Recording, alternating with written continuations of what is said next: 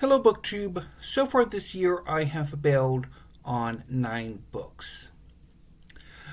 I was not sure whether or not I was going to make this video or have this video replace this week's weekly reads or merge this discussion with this week's weekly reads. I have decided to do this video separately so I can just talk about these 9 bells and whether or not I will be giving any of them a bell redemption shot. So for those of you who don't know, bailing, bails are my preferred terms for DNF. Largely because bail redemption sounds a whole lot better than whatever the equivalent term would be for DNF. So, my term for giving another look to a book that I have bailed on is a bail redemption. Sometimes I am successful with that, sometimes I am not. Sometimes it takes me, or I will give a book a ridiculous amount of bail redemption shots before I go, okay, it's the book, not me. And sometimes I manage to bail redeem a book pretty quickly. So, I was originally going to talk about the 4 books of the 9 that I most want to bail redeem right now at the end. But I think maybe it's actually smarter to talk about the 4 that I want to bail redeem first and then talk about the others towards the end. So the 4 books that I want to bail redeem right now are the 4 works of literary fiction that I have not had much success with this year. So I'm going to talk about them in the order in which I bailed on them. So they are We Are Green and Trembling by Gabriela Cabezon Camara, translated from the Spanish by Robin Myers. This is the story of a conquistador named Antonio who finds himself in some trouble. And so when he gets himself out of trouble, he runs away with 2 Guarani girls, all the while trying to write a letter to his aunt, an abbess at a convent in Catalonia, where Antonio stayed when he was a little girl. And so the novel is told both in a sense where Antonio and the 2 girls and their animal companions are on the run, while Antonio is trying to write this letter, as well as a period where just before Antonio escapes with the girls and various animal companions. I'm thinking what happened when I bailed on this book and the next 2 books was probably that I overdid it, that I probably should have had a palate cleanser or something in between. But I don't think there was anything really the matter with any of these books. So the second one I bailed on was The Safekeep by Yael van der Wouden. So this is a novel set in the early 1960s about a young woman, she's nearing 30, who is the only one of her siblings who has remained in a house that her uncle provided in the later days of World War II. However, as much as she loves the house and it's her house, the stipulation is that her older brother is going to inherit the house. And he basically uses that to force his sister to let his current girlfriend stay with her for about a month while he's off he's on a business trip. And things go a little weird. Again, I'm not entirely sure why I bailed on this book. It's a thing where I think it was just I wasn't in the mood for it, or like I was having mental issues that weekend, which, yeah, with me is probably the safest bet on anything. And then next is Taiwan Travelogue by Shuang-Zi, translated from the Mandarin by Lin King.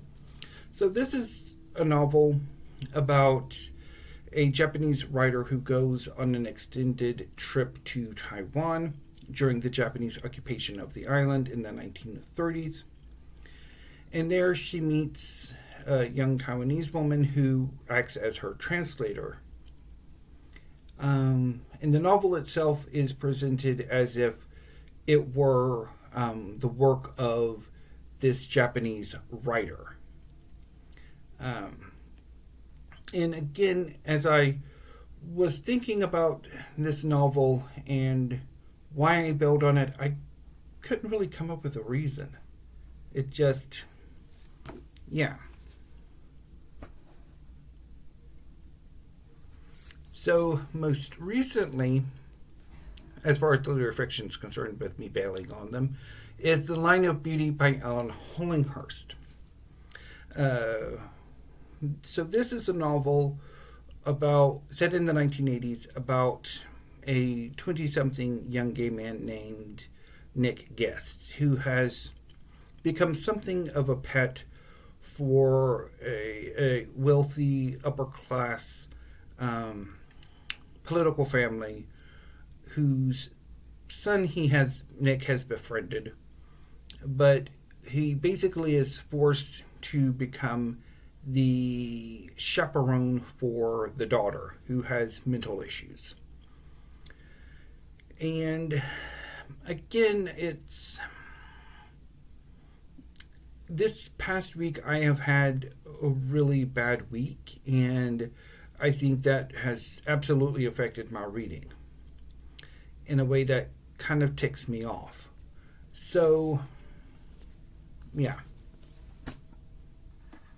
So I'm going to talk about how I'm going to bill redeem these four, because these four are absolutely ones that I want to come back to. So there's always December, which is my preferred month for bill redemptions, but I actually want to get to these books much sooner than that. So for Taiwan Travelogue, I can get I really want to start May off with bill redeeming Taiwan Travelogue. I could also give this another go in June or August for Women in Translation Month, and of course December. But I'm going to go with May. I really, really want to give this another go.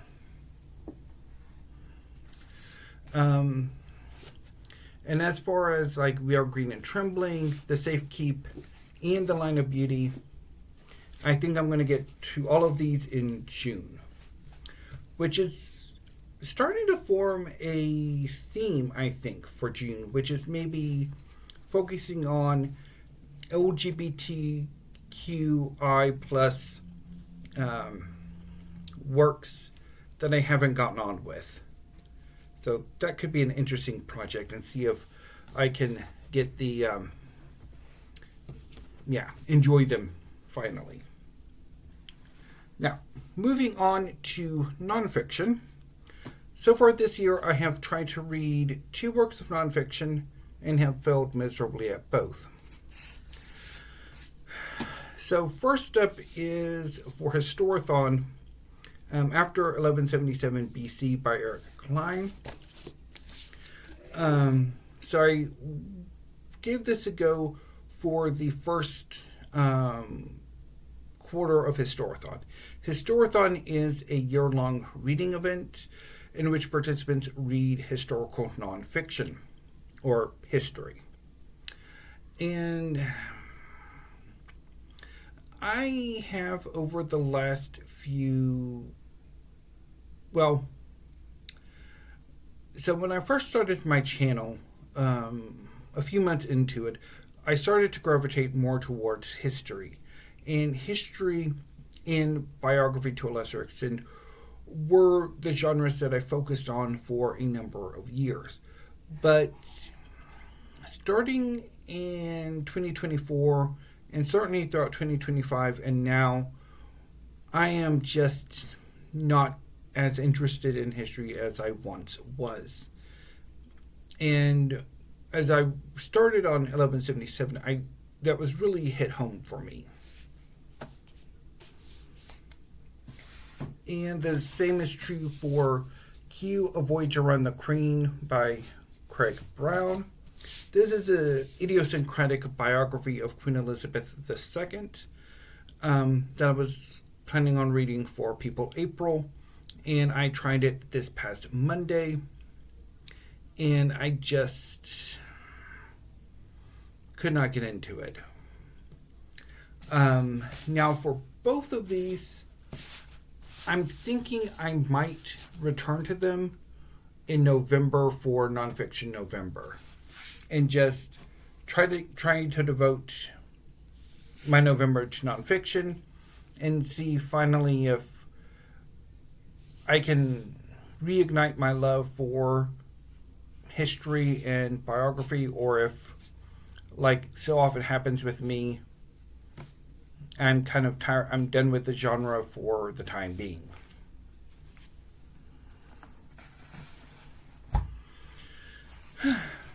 So one of my hopes for 2026 was that my reading life was going to finally be unified, rather than this periodic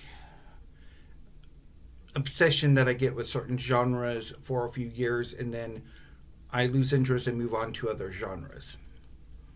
So part of that hope was my participation, failed as it was, of a reading event in which participants read the heinous novels and stories of Ursula K. LeGuin. And so I have a good chunk of that story cycle in my library, and particularly in this omnibus edition, and then I have The Left Hand of Darkness as a mass market paperback. And so I tried Rocannon's World and Planet of Exile, and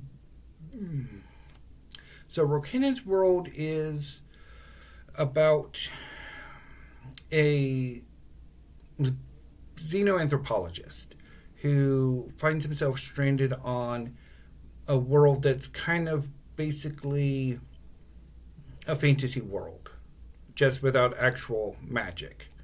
But the various species on the planet basically correspond to your set: humans, elves, dwarves, or trolls, or what have you.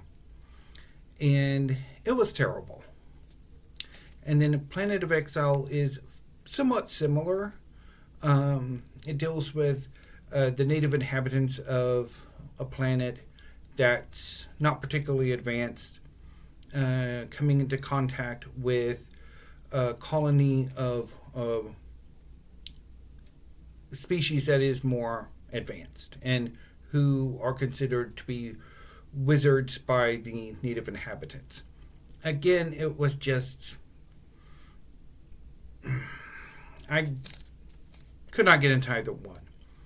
And I have not been particularly fond of or interested in science fiction or fantasy for years now. For a very long time, science fiction and fantasy were my favorite genres. But since the end of 2019, that love has just withered. And really nothing I have done, nothing that I have tried has really reignited that love. Outside of manga. And so the final bale of that I'm going to talk about. It's not the last one, the most recent bill. Obviously, that one would have been Q, Voyage on the Queen. But the last one I'm going to talk about is Murder on the Orient Express by Agatha Christie. This is one of her classic books. It's one of the novels where Hercule Poirot is effectively on vacation. Or he's wanting to take a vacation after a case, but he's basically, it's like a sandwich between two cases in which he finds himself having to do a case. So Poirot is returning to London via the Orient Express. And even though it is the off-season, the first-class car is strangely crowded. And one of the passengers is murdered. And Poirot is asked by an executive who's also of the train company that's riding on the train to investigate. And Poirot does. So I read this for March Mystery Madness, or attempted to, I should say, and March on the Rails, which is why I picked Murder on the Orient Express. So when I first became an adult reader as a teenager, mysteries were my first love, and that quickly faded. And I haven't really gotten into mysteries ever since, with the exception about 10 years ago of a return to Agatha Christie. But about 5 years ago, I fell out of love with Agatha Christie again. So I have struggled trying to read anything by her. So, yeah. So I think that's kind of where things are at, is the 4 works of literary fiction I am planning on getting back to within the next few months. The nonfiction, I think I will try to give a go to for Nonfiction November. Hopefully that will work out. And hopefully that will really, whether or not history and biography have really fallen from favor like mysteries and science fiction and fantasy have. And as far as Agatha Christie, I am sorely tempted to just get rid of all that I have of her from my collection. And if I ever do want to come back, or the bug bites me again, then I'll just work on re-adding them to my collection, perhaps in a different format than the Avenel omnibus editions. And I think for science fiction and fantasy, I have a long overdue reckoning with what I have left. I really need to downsize that part of my collection to just a rump. And now let's see if I can ever get around to doing that. So anyway, BookTube, that's my thought on the 9 bills that I have had so far this year. I will be back shortly with weekly reads, so look forward to that. Even though perhaps some of my comments on The Line of Beauty and Q, Voyage on the Queen will probably be somewhat similar. So see you then.